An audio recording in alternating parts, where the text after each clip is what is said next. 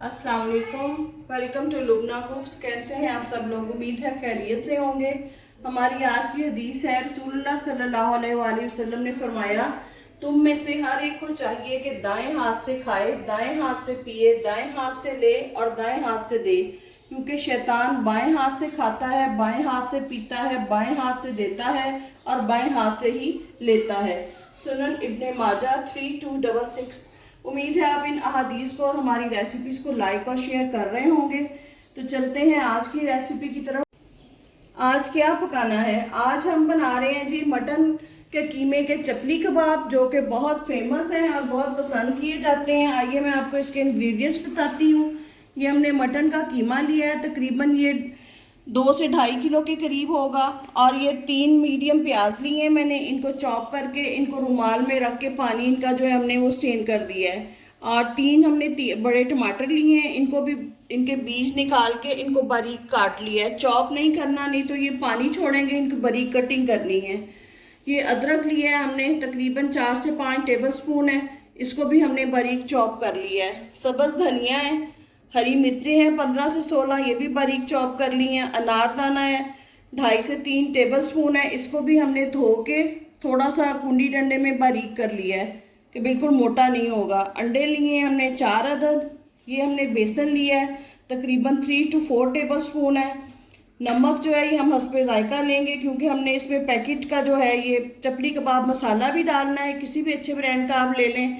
इस हिसाब से हम नमक, सूखा धनिया है तकरीबन 1 टीस्पून है, 1 टेबल स्पून हमने चिली फ्लेक्स लिए हैं, 1 टीस्पून गरम मसाला लिया है, 1 टीस्पून जो है काली मिर्च कुटी हुई ली है, और ये 2 टेबल स्पून जो है लहसुन है पिसा हुआ।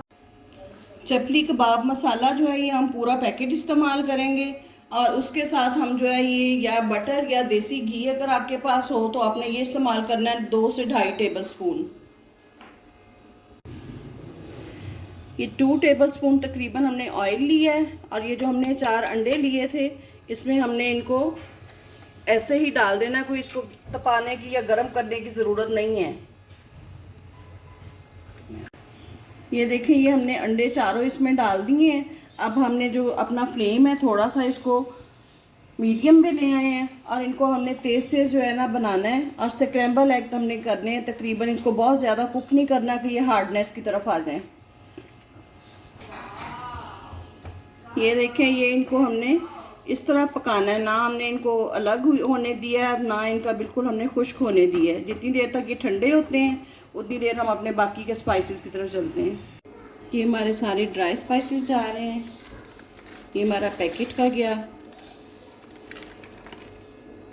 इसके साथ ही हमने टोमेटोज डाल दिए हैं।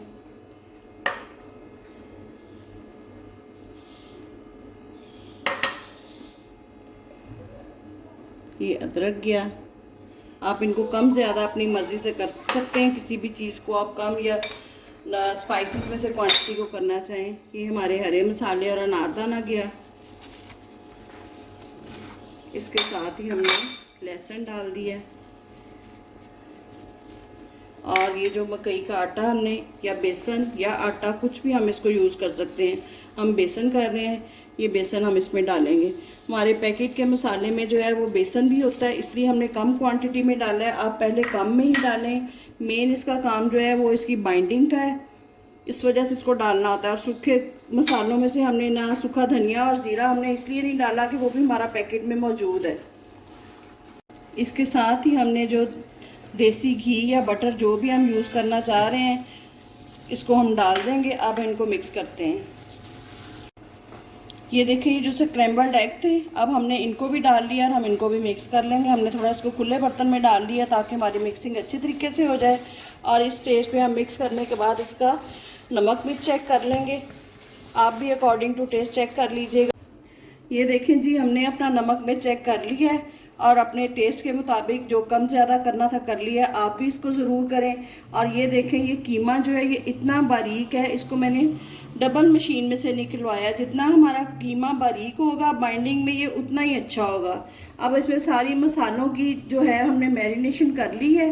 अब हम इसको ढक के 1 घंटे के लिए फ्रीज़र में रख देंगे, ताकि ये हमारा अच्छी तरह जो है इसमें मसाले जो है रच बस जाएँ। इसको हमने जिस तरह आटा गूंदते हैं उस तरह गूंद के रखा है। अब आपने भी ऐसे गूंद के रखना है। हमने 1 घंटे के लिए स्टे दे लिया कीमे को, और ये टमाटर की हमने स्लाइस काट ली हैं। इस हिसाब से हमने जो है इतना तकरीबन करना है, ये बॉल बन जाए हमारा।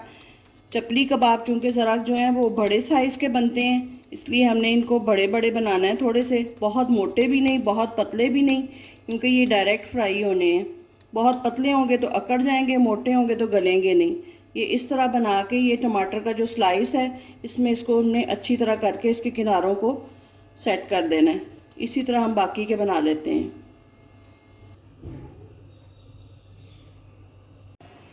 ये हमने लो टू मीडियम फ्लेम पे जो है अपना पैन रख लिया है। आप नॉन स्टिक पैन ले लें, तवा ले लें, फ्राई पैन ले लें, और बहुत ज़्यादा इसको हमने गर्म नहीं करना। मीडियम हॉट ऑयल में हमने इसको डाल देना है। हमने मटन के कीमे में बनाए हैं, आप इनको बीफ में भी इसी रेसिपी के साथ बना सकते हैं, चिकन बोनलेस के साथ भी बना सकते हैं।